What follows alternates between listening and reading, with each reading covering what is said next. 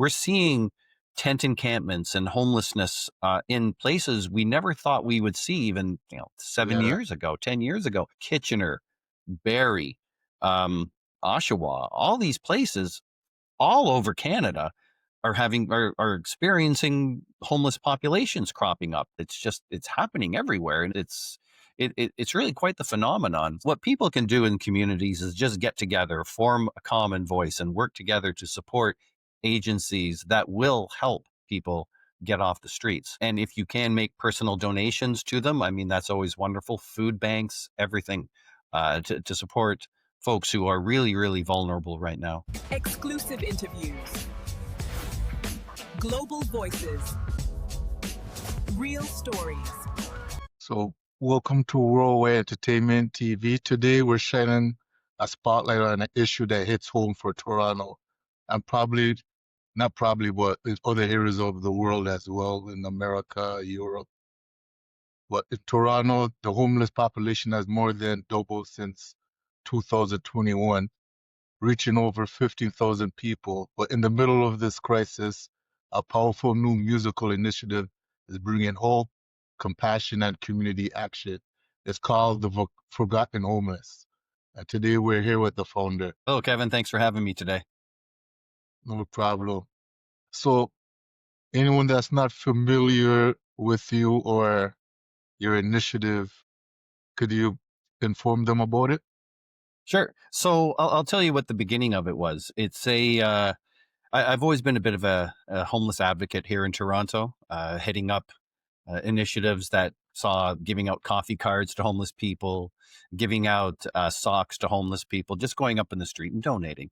If someone clearly presents themselves as homeless visually, we offered them items of support. So about a few years ago, I was with my band, Red Path Traffic. We were playing in a pub as part of a showcase downtown in Toronto. Yeah, And there was a young guy on the stage, 22, 23 years old, clean cut guy, nice looking guy, playing his acoustic guitar, playing a few songs that he wrote. And at the end yeah, of the set, he said, "Does anybody here have a bed or a couch I can sleep on? I have nowhere else to go, or I have nowhere to go tonight." He was homeless. And it really hit home to me how the face of homelessness, there's many different faces. There's no two one are the same. You have people, like I said before, who present as the way we would imagine a homeless person, looks. Um, but anybody can be affected by this issue, like this young man. The many faces of homelessness that includes women who are escaping domestic violence, or a young person who's getting away from a toxic situation at home, yeah, someone who went through a divorce and lost everything, or someone who was gainfully employed at one point, but in today's economy hasn't saved up enough money in their bank account to get them through if they lose their job and they wind up sleeping in their car. It can really touch anybody at any time, and it's a growing crisis in Toronto, like you said. fifteen yeah. thousand people tonight in Toronto might go without a bed, which is a small town. It's a ridiculous amount of people. It's funny So because I just seen the singer that used to be in Vogue. Well, it was a story about last year, but then I saw someone bring it up just in the last week when she was homeless sleeping in her car. right. So as you said, it could happen to anybody. There's no character or like some kind of cookie cutter image. It just happens to anyone. That's exactly right. So what I did is I wrote a song called "The Forgotten Homeless" and got 12 other independent Toronto musicians together, and we sang the song. Each took a couple of lines and sang on the chorus, and it turned out beautifully. And what we're doing with the royalties from the song we're donating them to Wood Green Community Services, to their unmet needs program, which helps connect people who are between homes with supportive housing. It's a great Yeah. program, and we're really happy to use the power of music to not only help bring attention to this issue, but also to help create the solutions. So did any specific individual stories or experiences influence the lyrics or the visuals for the music? Well, Yeah. So again, it was this kid on the stage, 22 years old. You would never have guessed he was homeless. So he was a Yeah. direct influence. He's really what triggered it. And also, like I said before, the song, it tells there are so many stories out there, and the song tells the stories of people who are experiencing this terrible situation. Um, Originally, when I wrote the song, I thought it would say something like, "People are homeless. We need to help. Why don't you help?" Et cetera, et cetera. But I think it's more compelling to tell real world stories to really hit home how this crisis, as we've touched on, can affect anybody. There's a couple of lines in the song that often resonate with people, and those lines are, "The tales that they tell could be ours as well." They being the homeless people. So you never know. So many people are so close to bankruptcy these days in Canada. It's unbelievable. So you said all the streaming royalties are donated to Wood Green Community Services? That's right.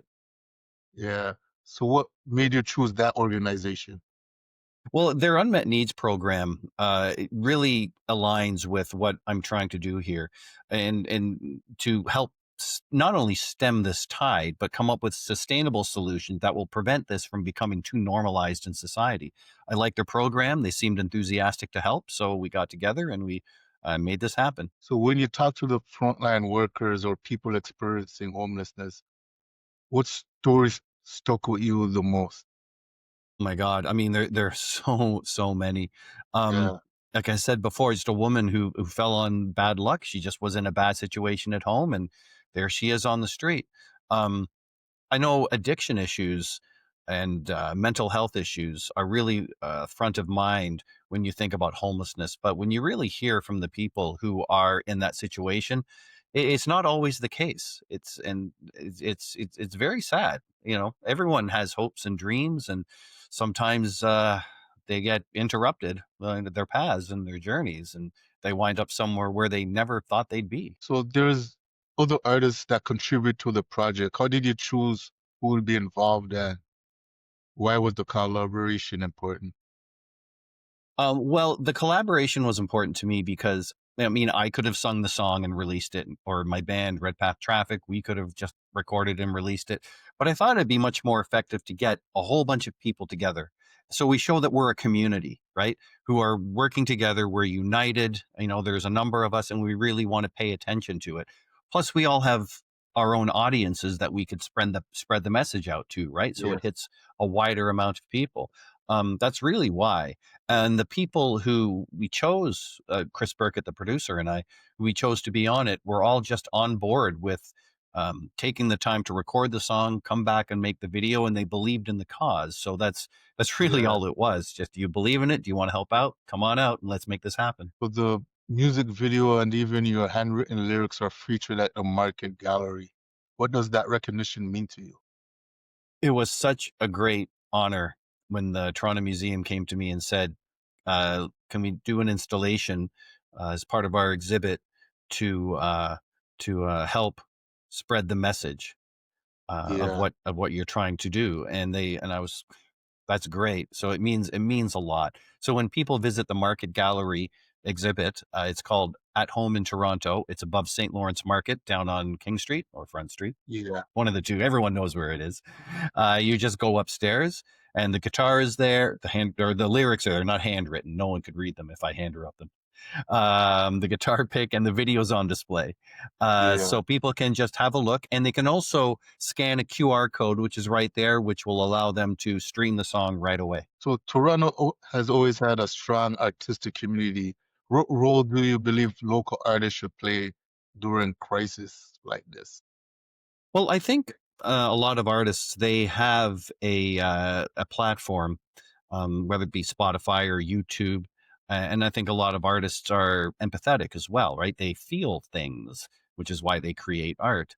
So I think that many of them can relate to struggle, and or have the ability to communicate, whether it's through painting or whether it's through music, or writing a book or writing a story or a script. Um, they all have that capability to really touch people in ways that not a lot of medium can, or a lot of people can't in conversation, right? So I think that their role could be to spreading positivity and spreading messages that really help make for better communities. So do you think the arts community has been vocal enough about homelessness, or is this project filling a gap that has been overlooked? That's a great question. I think that the arts community has always been aware of it. I don't know of too many projects that have really, or other than this one, that have really taken it to this level, getting artists together and making the video and getting the song out there. So we could be filling a gap, but there's plenty of room for everybody, right? I mean, the more voices that Yeah. are out there, all the better. So what were some of the challenges you faced creating this project emotionally, logistically, or artistically? Uh, I got to tell you, it went along very, very smoothly. Yeah. Arranging schedules sometimes because you have to get everyone available at the same time to record the song. More or less. I mean, these days you don't have to all be in the studio at the same time. Making the video is different, so you have to have all the artists at the same time. You have to have the film crew and the photographers and everyone. That was probably the biggest challenge, but really everything came together so easily. Yeah. It was incredible, and no egos. Everyone worked so well together. I'm very grateful that for the most part this worked out as well as it did. Yeah. So if the city of Toronto could take certain actions, what role do you believe that the community could take to be more vocal? Well, they could talk to their local government about the issues that they're having, but I'm not overly convinced that they're listening, right? I mean, as you said at the beginning of the interview, in 2021, 7,000 people were identified as being between housing. 7,000 just a few years ago, and that's more than doubled. So whatever the powers that be, whatever they're doing right now, has not been working. So we need to demand better of our leaders. But what the other thing everyone can do right now is stream the song "The Forgotten Homeless," because the more royalties we get, the more royalties we can donate and help connect people with solutions. And the best part about this is that you don't have to leave your home to go donate to someone or approach anyone on the street. And you don't have to donate money in these tough economic times to help be part of the solution. Stream the song. Takes 4 minutes, and you're contributing to hopefully what'll be a better tomorrow in the city. And that always helps because I seen getting the word out there because I seen a couple of videos when in America they took the SNAP benefits away for a while. So Yeah, they were showing long lineups for food and everything. But then an American saw the lineups for food up here and they right. were shocked. Yeah, they were shocked saying they didn't know that was here too. Yeah, yeah. So Never mind SNAP benefits. I mean, it's here all the time. yeah, yeah, yeah. So what do you think are like similarities in different regions that probably could help as well if you get everyone to connect together So, I mean, to connect together to stop homelessness or to create solutions. towards So I solutions that so it's interesting on a side note to that question because we're seeing tent encampments and homelessness in places we never thought we would see even 7 yeah. years ago, 10 years ago. Kitchener, Barrie, um, Oshawa, all these places all over Canada are experiencing homeless populations cropping up, and it's really funny, and all across the West, actually, the Western world, in the United States, and into Europe, I would say as well. It's happening everywhere, and it's really quite the phenomenon. So originally, I wanted to get artists from all the different major Canadian citizens to all release a song on the same day. Now, logistically, that was really difficult. So we Yeah. just went with ours. But what people can do in communities is just get together, form a common voice, and work together to support agencies that will help people get off the streets. And if you can make personal donations to them, I mean, that's always wonderful. Food banks, everything to support folks who are really, really vulnerable right now, especially with the winter coming. So you just talked about a project of trying to have all artists come together, sort of like a We Are the World kind of thing. Do you envision future releases, concerts, or campaigns connected to the forgotten homeless? Yeah, I think a concert would be a great idea, and it's something we're looking at right now. More songs, sure. I mean, I'm good with that too, and for many different causes, whether it's feeding people or anything. I mean, honestly, we just want to help. That's really what we want to do, right? Yeah. So any kind of initiative we can have where that's going to generate interest and money that we can donate. I mean, I'm all for it. So beyond donations, what structural changes does Toronto urgently need, like affordable housing, mental health support, shelter expansion? Well, yeah, those are all good. I don't know about affordable housing so much because Yeah. it's Oh, something no. they've talked about for years, and I don't know if anyone really knows what it is. I mean, for 10 years they've been saying we're going to build affordable housing. Well, what is it? Where is it? I don't know. Plus, Well, when we're talking no, when we're a report probably a month, 2 months ago, and they're saying, yeah, it'll be in 20 years, these things that they're talking about, affordable thing. But in the meantime, what are we supposed to do right now? Kevin, they can build a condo, 40-story condo that are worth that each unit's worth between half a million over $1 million. They can build one of those in 6 months. You So know, what's going on with affordable housing? But again, for homeless people, I'm just thinking here that affordable housing would have to be pretty much free, right? So yes, definitely shelter would be an important thing, more shelters. But I think also getting to the root causes of homelessness is important as well. Economic stability, job security, mental health help before it leads to something that's tragic. The breakdown of the family. I mean, that's something else we need to look at. Is it a lack of religion in the home? All of these things that have disrupted society, I think. And maybe it's time to get back to some of those basic values that helps protect the family and protect society. you made a good point about the housing going up quickly because um, I seen them put housing on a parking lot for the Sheridan Mall, and I thought they would never be able to put stuff there. And then I Yeah. remember seeing on a hill behind Exbury, they build a house there. They build it look like 4 townhouses there too. So I'm saying they could really find anywhere and put stuff. So like there's no lack of space for them to create things to put people. You're exactly right, and it might be the will. It's more the will to actually do it, right? Do they want people to be poor or do they want people to prosper? And I think, honestly, when more people prosper, everybody in the community benefits. So Yeah, who knows what they're thinking up at the top? And you know, uh, I'm not sure if they have the solutions or the will to come up with solutions. And I'm not blaming any one politician or any government. yeah, I'm just just saying, go general. ahead. Yeah, in, Yeah, in general, it's whatever, like I said, whatever they have been doing hasn't worked. And what they've been promising to do hasn't happened. So, it's up to us to really try to again stem this tide because 15,000 people, how much worse can it get until, there's a disaster. It's really worrisome. so if you could speak directly to someone living on the streets right now, what message would you want them to hear through this initiative? Well, I've been asked that a couple of times. I don't really want them.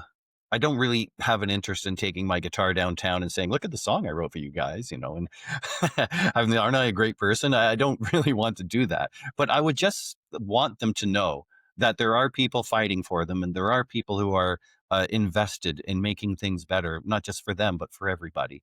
Yeah, So, that's really the message I would have is that we're trying, we're out there fighting. Um, and then we're hoping to make a really positive difference. So I think people might feel when they're out in the streets they feel alone. We want them to know that they're not. There are people who are thinking about them. Richard, we want to thank you for using your art and your voice in a way that brings humanity back into a conversation that far too often becomes political instead of personal. The Yes, thank you for Forgotten saying that. Homeless isn't just a song, it's a movement, reminding everyone to be compassionate. So Yeah, where yeah, absolutely. where could everyone get the music once again for them to hear? Yeah, so it's streaming everywhere: Spotify, Apple Music, Amazon, Deezer, YouTube Music. Wherever you stream music, it's probably there. So please give it a listen. The video also is on YouTube. We have a channel called Artists Against Homelessness. Video is right there. Yeah. Stream once, stream lots, to really help us support Wood Green's efforts to create a more sustainable community for everyone. So any lasting words you want to leave? No, thank you very much for having me on the show and allowing me to spread this message to your audience. I do appreciate that. And any final message would be, again, stream the song. I say it over and over again, but it's easy to do. That's it. That's it. Okay. Yeah, thanks for the interview. So yeah, I'll try to push this out next week because I know it's Christmas holiday season. So Yeah. yeah, to get the word out. Yeah. Whenever you can, that'd be great. Thank you so much for your time today. Thank you for coming on. I know the last time was kind of shaky, but Oh, yeah, yeah. I apologize for that. And as soon as I figured out what was going on, I had to go. But at least we connected now, right? So that's the yeah, important thing. yeah, that's it. Yeah. Okay. All right. So Thanks yeah, there'll again. be a blog Sorry? feature and everything. There'll be a blog feature and everything. I'll send it to Eric. Great. Good. Yeah. Great. So Looking I'll have forward the to it. link. Yeah, I'll have the links and everything for it. Good. Yeah. Good. Because I love sharing these things. So I'll be sure to share this out as well. Okay.